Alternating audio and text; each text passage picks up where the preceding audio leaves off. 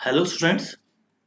आज हम लोग स्टार्ट करते हैं class 9th math lesson first topic number systems.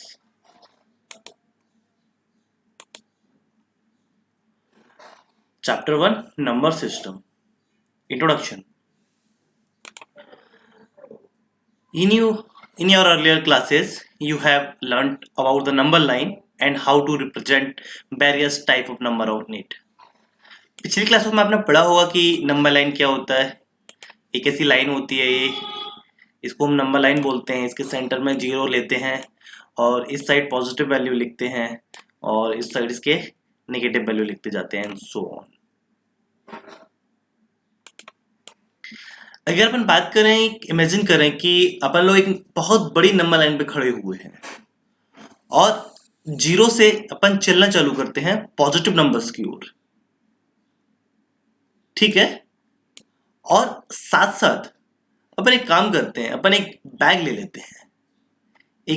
लेते हैं, उसमें जो नंबर्स मिलते जाते हैं आगे 1 2 3 4, उनको अपन बैग में कलेक्ट करते जाते हैं। तो वो नंबर कलेक्ट करेंगे तो क्या होगा, आप पे एक बैग ऐसा हो जाएगा जिसमें बहुत सारे नंबर होंगे 1 2 3 4 5 6 टिल ऑन, मतलब टिल इन्फिनिटी। ऐसे जो नंबर्स होते हैं हम उनको बोलते हैं नेचुरल नंबर। क्या बोलते हैं? Natural number. और सिंबल क्या होता है उनका? N for natural number.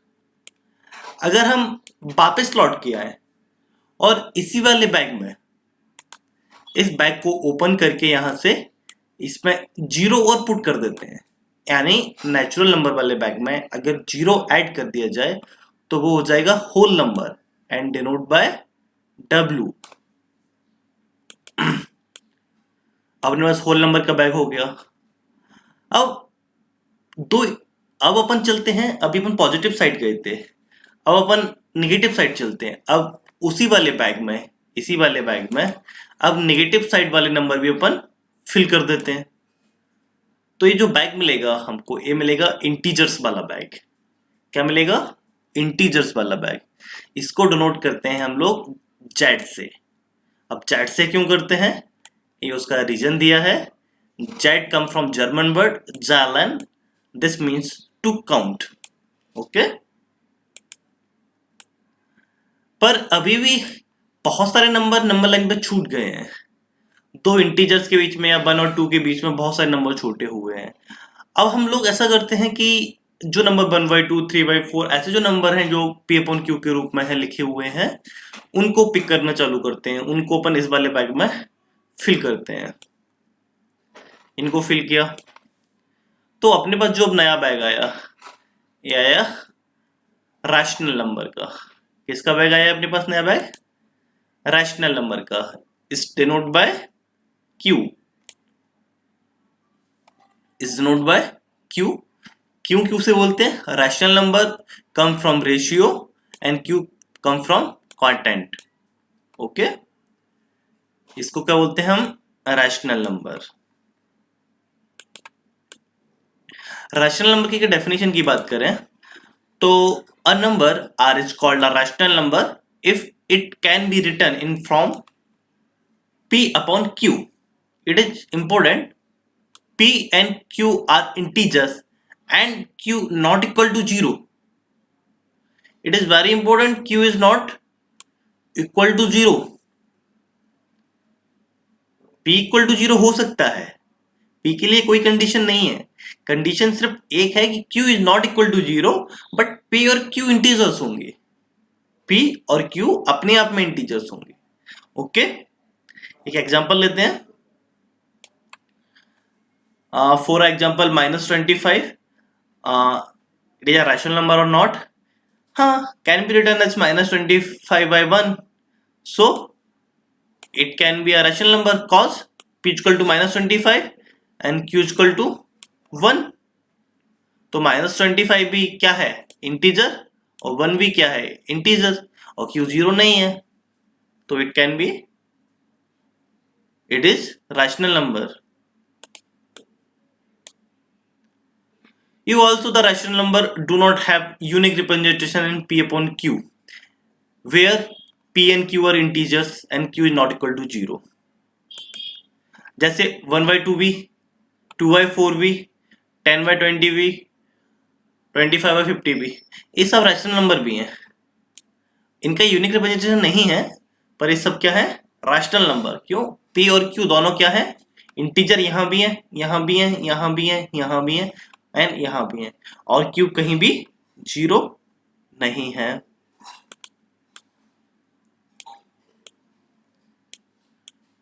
Example 1. Are the following statement true or false? Given a reason for your answer. Okay. Every whole number is a natural number.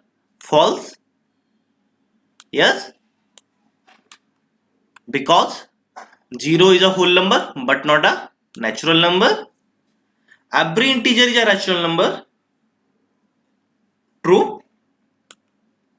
जितने भी इंटीजर्स हैं उनको अपन डिवाइड बाय 1 लिख सकते हैं, और P ऑलरेडी इंटीजर्स है, Q अपन 1 लिख सकते हैं, तो क्या हो गया, वो रैशनल नंबर हो गए।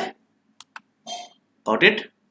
और every rational number is an integers, नहीं, 2/5 रैशनल नंबर है पर इंटीजर नहीं है, तो लास्ट क्या हो गया, फॉल्स।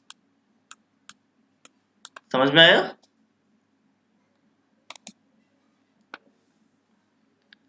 ये वही find 5 rational number between 1 and 2। 1 and 2 के बीच में 5 रैशनल नंबर अपन को फाइंड करना है। 1 और 2 के बीच बहुत सारे रैशनल नंबर्स होते हैं, हम जितने चाहें उतने नंबर फाइंड आउट कर सकते हैं। अगर पहले बात करें कि इसके करने के 2 स्टेप्स हैं। पहला स्टेप थोड़ा लेंथी स्टेप है, जिसमें क्या होता है कि हम जिसके भी बीच का हमें रैशनल नंबर डिफाइन करना होता है, उन दोनों को ऐड करके 2 से डिवाइड कर देते हैं। r+s/2, 1 + 2, 3/2, 3/2। अब आप बोलेंगे ये तो एक ही नंबर आया रैशनल नंबर। अब 1 और 2 के बीच में क्या गया, 3/2, पर हमें तो सिर्फ 5 करना है, तो हम करेंगे 1 और 3 के बीच में से निकाल लेंगे, तो फिर कोई एक नंबर आ जाएगा। 3/2 और 2 के बीच में से निकाल लेंगे, तो फिर कोई एक और नंबर आ जाएगा।